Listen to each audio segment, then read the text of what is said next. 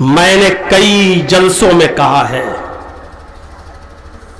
YouTube چینلوں پر میری بات ریکارڈ ہے,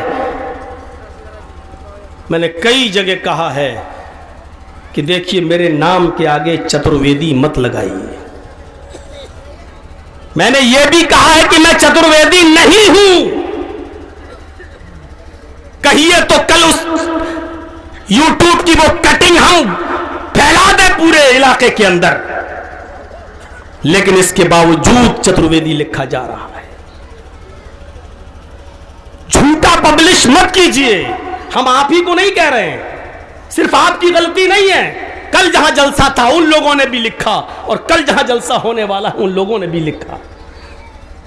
اور دیکھ رہے ہو جو لیٹر پیڈ پبلش ہوا ہے, چل رہا ہے, اس میں سب سے یہ بھی لکھا ہوا ہے کہ چترویدی جلسہ کمیٹی والے نہ لکھوائیں, اس سے پرہیز کریں. جمعیت کی باتیں صحیح بھی ہیں, ان پر ہمیں اور آپ کو غور بھی کرنا چاہیے. کیوں لکھا جا رہا ہے چترویدی؟ کیوں نہیں آپ پرہیز کرتے ہیں اس سے؟ کیا صرف جرجیز انصاری لکھ دو گے تو کام نہیں چلے گا؟ لوگ تو نام پڑھ کے آتے ہیں, صرف چترویدی ہی پڑھ کے نہیں آتے ہیں. صرف لکھ دو مولانا جرجیز صاحب اٹاوا, بس ہو گیا. اٹاوا پڑھیں گے لوگ, آ جائیں گے. یا بر وقت جو ہوں میں وہ لکھ دیجئے, سب کا لکھا جاتا ہے پرنسپل فلاں, ناظم فلاں. آپ میرے نام کے آگے اتنا لکھ دیجئے مولانا محمد جرجیز انصاری, امیر صوبائی جمعیت اہل حدیث مغربی یو پی, ہو گیا. چترویدی میں نہیں ہوں. سیلف اسٹڈی کی ہے ہندو مذہب کی, وہ ایک الگ مسئلہ ہے. ہر انسان کو پڑھنا چاہیے, اور دوسروں کے لیے مسلمان پیدا ہی ہوئے ہیں. مسلمان مسلمانوں کے لیے نہیں پیدا ہوئے ہیں. مسلمانوں ہم اور آپ دوسروں ہی کے لیے پیدا ہوئے ہیں. کنتم خیر امۃ اخرجت للناس, اللہ نے یہ نہیں کہا کنتم خیر امۃ اخرجت للمسلمین, یہ نہیں کہا اللہ نے. کنتم خیر امۃ, تم بہترین امت ہو. کیوں؟ اخرجت للناس, اس لیے کہ تمہیں دوسرے لوگوں کے لیے پیدا کیا گیا ہے. تأمرون بالمعروف, تم دوسروں کو نیکیوں کا حکم دیتے ہو. وتنہون عن المنکر, اور ان کو تم برائیوں سے روکتے ہو. آج مولانا جرجیز تمہیں سمجھا رہا ہے. یہ جرجیز ہندو, عیسائی, کرسچن اور سکھوں کو سمجھانے کے لیے پیدا ہوا تھا. اور صرف جرجیز ہی نہیں, آپ بھی غیروں کے لیے پیدا ہوئے تھے. لیکن افسوس یہ ہے کہ آج مولانا جرجیز کو اپنے بھائیوں سے کہنا پڑ رہا ہے کہ نماز پڑھو. کتنی شرم کی بات ہے یہ. ہر آدمی کو سوچنا چاہیے جو یہاں بیٹھے ہیں, ہم آپ سے یہ کہیں نماز پڑھو, جس سے کہا جا رہا ہو نماز پڑھو, اس کو سوچنا چاہیے کہ ہم اس حد تک گر چکے ہیں کہ ہم اپنے آپ کو مسلمان کہتے ہیں, اور ہم سے یہ کہا جائے نماز پڑھو. کیا وہ آدمی مسلمان ہو سکتا ہے جو نماز نہ پڑھے؟ یعنی آج ہم کتنے گر گئے ہیں کہ آج ہم یہ مسلمانوں سے کہنا پڑ رہا ہے نماز پڑھو. مسلمانوں کو خود سوچنا چاہیے کہ ہم اس حد تک گر گئے کہ ہم سے یہ کہا جائے نماز پڑھو. ارے اسلام قبول کرنے کے بعد اس کے اوپر سب سے پہلا فریضہ یہی ہوتا ہے کہ وہ نماز قائم کرے. آج اس سے کہا جا رہا ہے کہ نماز پڑھو. یہی بات تو کہہ رہے تھے مدنی صاحب, ارشاد صاحب. کتنا بڑا المیہ ہے کہ آج ہم نماز نہیں پڑھتے. کتنا خرچہ کر کے آپ نے جلسہ کیا. ایک تخمینہ آپ کو اچھی طریقے سے معلوم ہوگا جلسہ کمیٹی والوں کو, اور اس جلسے کا کتنا اثر ہوا یہ دیکھنا ہے آپ کو. حساب لیجئے گا. یہ دیکھنا ہے تو صبح اپنے گاؤں کی مسجد کا جائزہ لے لیجئے گا. فجر کی نماز پڑھنے کے لیے جائیے گا تو جائزہ لے لیجئے گا اس جلسے میں علماء کی تقریروں کا کتنا اثر ہوا. فجر میں آپ کی مسجدیں جواب دے دیں گی یہ جلسہ کتنا کامیاب ہوا اور کتنا ناکام ہوا. آپ کی مسجد اس بات کا جواب دے دے گی صبح فجر میں. ہم سے مت پوچھو, علماء سے مت پوچھو, کسی سے مت پوچھو. مسجدیں آپ کو خود چیخ چیخ کر پکار کے بتا دیں گی کہ اس جلسے کا اتنا فائدہ ہوا ہے. محاسبہ کیجیے اپنا. حضرت عمر فاروق رضی اللہ تعالیٰ عنہ کو جب نیزہ مار دیا گیا, موطا امام مالک پڑھیے, جب نیزہ نکالا گیا تو پیٹ پھٹ گیا ان کا, خون بہنے لگا, اور اسی حالت میں وہ غشی آ گئی اور بے ہوش ہو کر گر گئے. جب ہوش آیا تو ان کو گھر پہ لایا گیا. کسی نے بتایا کہ آپ کی نماز ادا نہیں ہوئی, آپ پہلی رکعت میں تھے کہ نیزہ مارا گیا اور آپ بے ہوش ہو گئے, پیٹ پھٹ گیا. ان کو جو کھلایا جا رہا تھا منہ سے, پیٹ سے وہ باہر نکلنے لگا, جو پلایا جا رہا تھا منہ سے وہ پیٹ سے باہر, شہد پلایا گیا پیٹ سے باہر, جو کھلایا جا رہا پیٹ سے باہر, پانی پلایا جا رہا ہے, دودھ پلایا جا رہا ہے, لیکن وہ پیٹ سے باہر آ جاتا ہے. اس حال میں بھی انہوں نے نماز ادا کی.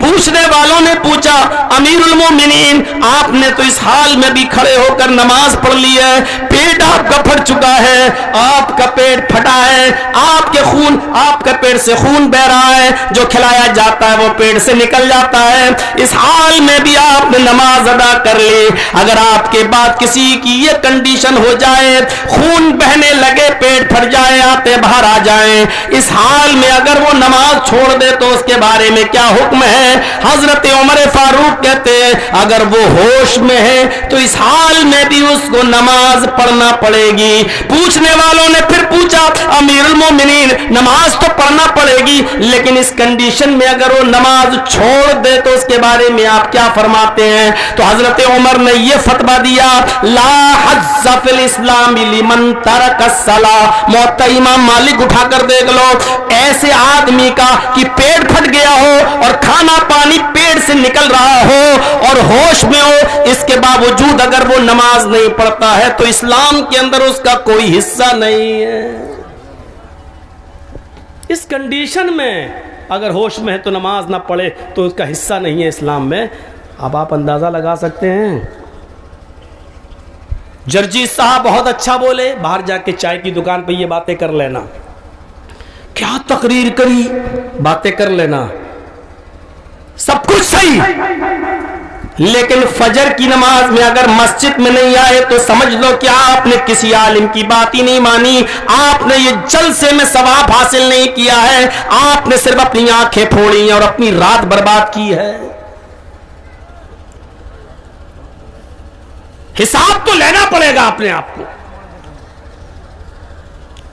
قرآن ہمیں کہیں اس انداز سے ڈراتا ہے یا ایھا الذین آمنوا قوا انفسکم واہلیکم نارا, اے ایمانو والو تم اپنے آپ کو بھی جہنم کے عذاب سے بچاؤ, آگ سے بچاؤ, اور اپنے اہل و عیال کو بھی جہنم کے عذاب سے اور جہنم کی آگ سے بچاؤ. ہمیں اپنا بھی حساب کرنا ہے, اپنے اہل و عیال کا بھی حساب کرنا ہے. آج ہمارا بچہ اگر دیوالی کی پھلجھڑی چلاتے ہوئے تھوڑا سا جل جائے تو آپ اس بچے کو ہاتھ جل جانے پر بھاگتے ہوئے آپ اپنے علاقے کے قریب کے ہاسپٹل میں لے جاتے ہو, آپ اپنے بچے کی مرہم پٹی کرواتے ہو, آپ اپنے بچے کو آگ میں نہیں جانے دیتے ہو. میرے بھائیو, جہنم کی آگ دنیا کی آگ سے کئی گنا خطرناک, کئی گنا زیادہ گرم. پھر آپ کا بچہ آپ کی آنکھوں کے سامنے جہنم کا ٹکٹ خریدتا ہے, جہنم کے کام کرتا ہے. آپ کیسے گوارا کر لیتے ہیں کہ آپ کا بچہ آپ کی آنکھوں کے سامنے گناہ کر رہا ہے اور جہنم کا ٹکٹ خرید رہا ہے, لیکن ہمیں اپنی بیوی اور بچوں کو جہنم کی آگ سے بچانے کی کوئی فکر نہیں ہوتی ہے. ہاں ذرا غور تو کرو, ایک زمانہ تھا الخصائص الکبریٰ پڑھیے, الخصائص الکبریٰ پڑھیے علامہ سیوطی رحمت اللہ علیہ کی. حضرت عمر فاروق کا بیٹا گھوڑا دوڑاتے ہوئے آیا, حضرت عمر کا بیٹا گھوڑا دوڑاتے ہوئے آیا اور گھر میں آتے ہی کہنے لگا ابو گھر میں کیا پکا ہے. عمر سے ابو گھر میں کیا پکا ہے, بھوک لگ رہی ہے. باپ نے ہانڈی کی طرف اشارہ کیا کہ یہ کھانا رکھا ہے کھا لو. بیٹی نے جیسی ہانڈی کا ڈھکن اٹھایا, کیا دیکھتا ہے کہ اس کے اندر, اس ہانڈی کے اندر لوکی پکی ہوئی. آپ کے ہاں اس کو جو بھی کہتے ہو, لمبی سی ہرے رنگ کی ہوتی ہے, کہیں کہیں کدو بھی بولا جاتا ہے, ہمارے ہاں اس کو لوکی کہا جاتا ہے. اللہ کے نبی کو یہ لوکی بہت زیادہ پسند تھی. گوشت جب بنتا تھا تو آپ اس کدو کو, اس لوکی کو اس گوشت میں ڈالا کرتے تھے. حدیث کے الفاظ ہیں پھر گوشت سے زیادہ لوکی کے ڈیلے, لوکی کے ٹکڑے آپ تلاش کر کر کے کھایا کرتے تھے. لیکن صرف لوکی بچے نے دیکھی, حضرت عمر فاروق کے بیٹے نے کہا ابو یہ تو لوکی ہے. فرمایا ہاں, تو ناک چڑھایا ایسے بس, یہ بھی کوئی کھانے والی چیز ہے, ایسے کہا اپنے باپ کی طرف, یہ بھی کوئی کھانے والی بس چیز ہے, نہیں کہہ پایا, یہ بھی کوئی کھانے والی. نہیں کھا رہا ہوں. کیوں؟ اتنی دیر میں وہ دیکھ چکا تھا کہ میرے باپ کا ہاتھ تلوار کی میان پہ مچل رہا ہے, حرکت کر رہا ہے. کہتا نہیں کھا رہا ہوں. جب کھانا کھا چکا تو باپ نے صرف ایک ہی جملہ کہا, بیٹے آج اس کدو کو کھانے سے منہ بنا لیا, آج منہ بگاڑ لیا, تمہیں معلوم نہیں تھا اس لیے میں نے نظر انداز کر دیا. یاد رکھنا یہ لوکی یہ کدو میرے نبی کی محبوب سنت ہے. ہم نے اپنے رسول کو دیکھا ہے کہ گوشت کے اندر لوکی کے کدو کے ڈیلے اٹھا اٹھا کے کھایا کرتے تھے. اگر آئندہ میرے بتا دینے کے بعد بھی اگر لوکی سے منہ بنایا, اس کو دیکھ کر اگر منہ بگاڑا, تو میں یہ نہیں سمجھوں گا یہ میرا بیٹا ہے, میں یہ سمجھوں گا کہ میرے رسول کی محبوب اور پسندیدہ سنت سے جو کھاتے ہو آپ کو پسند تھی, اس سے یہ نفرت کرنے والے کی گردن ہے. میں تیری گردن کو تن سے جدا کر دوں گا. اس واقعے کے بعد اب ہم اپنے بچوں کا جائزہ لیں. مجھے موبائل چاہیے تو 3,000 کا نہیں 15,000 کا موبائل آ جائے گا. 15,000 والا چلا رہا ہے تو اس کو ایپل کا موبائل آ جائے گا. کیا کریں, 4 لڑکیوں کے بعد ایک ہی لڑکا ملا ہے, اس لیے ہم اس کا دل توڑنا نہیں چاہتے ہیں. جو اللہ 4 بیٹیوں کے بعد ایک بیٹا دینے پر قادر ہے, وہ 4 بیٹیوں کے بعد اس بیٹے کو لینے پر بھی قادر ہے. یاد رکھو, جب اس بیٹے کی محبت میں اتنا اندھا ہو گئے ہو کہ جائز و ناجائز نہیں دیکھتے ہو, اگر اللہ نے تھوڑی سی بھی اس کی اوپر نظر ڈال کر اس کو اٹھا لیا تو تمہارے اوپر کیا بگڑے گی, یا اس کو کینسر کی بیماری میں مبتلا کر دیا تو تمہارے اوپر کیا بیتے گی. اگر ڈاکٹروں نے یہ کہہ دیا کہ اپنے بیٹے کو لے جاؤ, اب ہم اسپتال میں سارا طریقہ ختم ہو چکا ہے, اب جتنے دن تمہارا بیٹا زندہ اس کی خدمت کر لو. اب یہ 5 دن سے لے کر 20 دن کے اندر کبھی بھی جا سکتا ہے. اب اس کا پیریڈ پورا ہو چکا ہے, اس کا زمانہ پورا ہو چکا ہے, اس وقت تمہارے دل کے اوپر کیا گزرے گی.